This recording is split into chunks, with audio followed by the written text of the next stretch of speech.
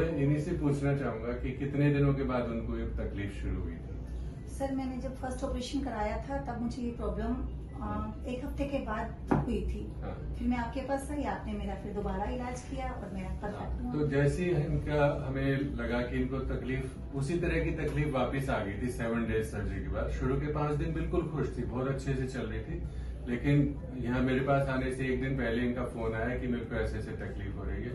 तो मेरे को मन में था कि जरूर कुछ ना कुछ ऐसा हुआ होगा, क्योंकि 7 डेज में दोबारा से तकलीफ हो नहीं सकती।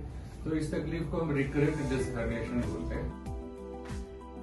जब भी हमारे पास पेशेंट आते हैं तो हम उनको पहले ही बताते हैं, देखिए जैसे ये डिस्क निकली है तो हम पूरी डिस्क को नहीं निकालते, सिर्फ जो डिस्क का टुकड़ा होता है उसको दूरबीन से, माइक्रोस्कोप की सहायता से उसको निकाल लेते हैं।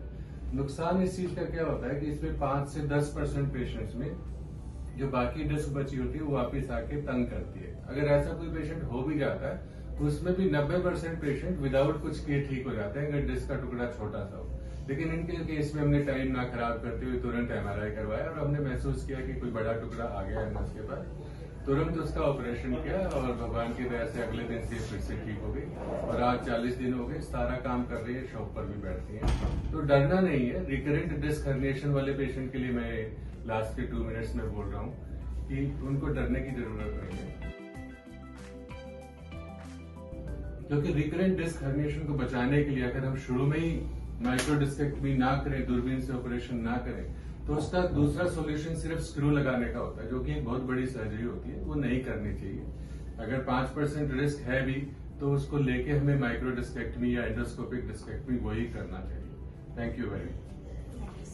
दिखाया तो सर हमने बहुत जगह था मम्मी को, 4 महीने दिल्ली, अलवर, राजस्थान, फरीदाबाद, हर जगह दिखाया, पर जब लास्ट में हम बात आई सर्जरी की तो सर्जरी के लिए हमने आपको याद किया। नहीं, आई एम वेरी ग्रेटफुल और बहुत खुश भी हूँ कि आप अच्छे हो गए और पेशेंट्स को भी मोटिवेट कर रहे हैं। और मैं ऐसा नहीं कहना चाह रहा इनके थ्रू कि ये कोई मार्केटिंग गिमिक नहीं है कि हम ये वीडियो बना रहे हैं और पेशेंट सर्जरी के लिए आए, बट जहां सर्जरी की जरूरत है वहां आपको डरना नहीं चाहिए, क्योंकि अगर सर्जरी से हम डरेंगे तो मेरे पास बहुत पेशेंट्स आते हैं जिनके पांव खराब होते हैं, लैट्रिन पेशाब बंद हो जाता है और हमेशा के लिए पैराप्लीजिया हो जाता है।